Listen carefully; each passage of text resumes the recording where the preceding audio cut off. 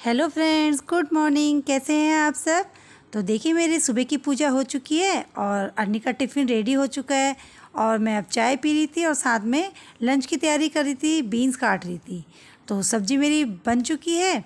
अब मैं बनाऊंगी नाश्ता और नाश्ते में मैं बनाऊंगी आज छो। और छो जो है ये हमारे उत्तराखंड की डिश है। इसे छो बोलते हैं और यहाँ पर इसे चीला बोलते हैं। तो आज कुछ स्पेशल डे है तो इसलिए मैंने सोचा कि कुछ मीठा बनाऊं। और मीठा हमारे घर में सबको पसंद है। और जो ये छो है ना, ये बनते हैं आटे से। आटे में आप चीनी मिला लो, सौंफ मिला लो और उसका एक अच्छा सा घोल तैयार कर लो। तो देखिए, मेरे छो रेडी हो रहे हैं। अच्छा, इसे बनने में बहुत टाइम लगता है तो मैंने एक अपने पुराने तवे में बनाया जिसमें मैं रोटी बनाती हूँ और एक नॉन स्टिक पैन में बनाया, तब जाके ये बने। और मीठा हमारे घर में सबको पसंद है। जब भी मीठा बनता है तो मुझे अपने पापा की बहुत याद आती है, क्योंकि मेरे पापा को मीठा बहुत पसंद था। और किसी भी स्पेशल ओकेज़न पे उन्हें कहते थे हलवा बनाओ, खीर बनाओ। तो मीठे के वो बहुत शौकीन थे। तो नाश्ता बन गया है और मैंने कॉफ़ी भी बना दी थी। अब मैं कमरे में आ गई हूँ। फिर मैंने कमरे की क्लीनिंग भी कर ली है।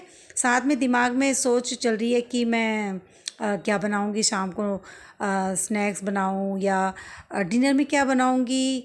बस यही सोचते सोचते घर के काम भी कर रही थी। फिर सोचा कि अब चलो भूख लग गई है तो अब मैंने नाश्ता भी कर लिया है। तो छो बहुत अच्छे रहे थे, सबको बहुत पसंद आए। अब शाम हो गई थी तो शाम को फिर मैंने डिसाइड किया कि हम कढ़ी बनाते हैं। तो ये मैं कढ़ी के लिए पकोड़े तैयार कर रही हूँ और ये मैं बेसन के पकोड़े बनाती हूँ। कढ़ी में बेसन के पकोड़े आप भी ट्राई कीजिए, वो बहुत अच्छे लगते हैं, एकदम सॉफ्ट बनते हैं। अगर उसे खूब अच्छी तरह से फेंटोगे ना तो वो मतलब कढ़ी में जाते ही एकदम सॉफ्ट हो जाते हैं। तो आप भी ट्राई कर सकते हो इस तरह से। अच्छा, फिर मैंने डिसाइड किया कि हाँ, अब मुझे पकोड़े ही बनाने चाहिए। तो फिर प्याज के पकोड़े बनाए हमने। और इसके लिए मैंने प्याज, जो बेसन का घोल था, मैंने उसी में थोड़ा सा बेसन और डाला, प्याज डाला, नमक मिर्च, धनिया नहीं था, अगर धनिया होता तो मज़ा आ जाता है ना।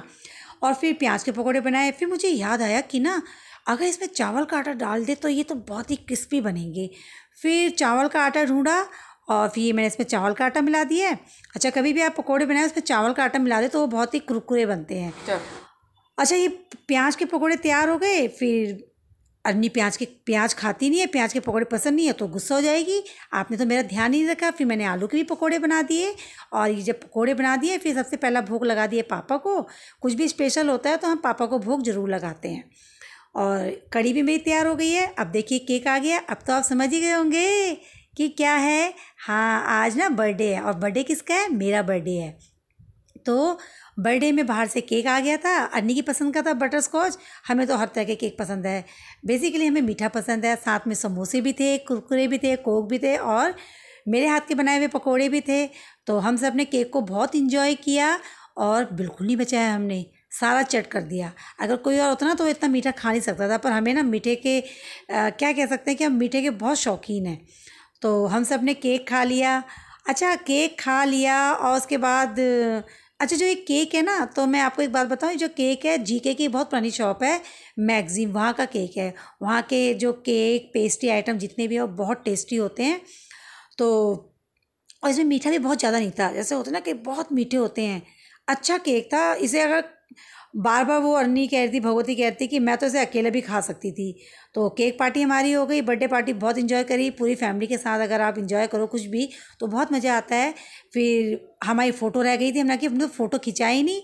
फिर अन्नी अपने पिछले साल की बर्थडे की कैप लेके आई और हमने फ़ोटो भी खिंचा ली। तो ये था मेरा स्पेशल डे। तो अगर ब्लॉग पसंद आए तो सब्सक्राइब कर दीजिए, लाइक कर दीजिए।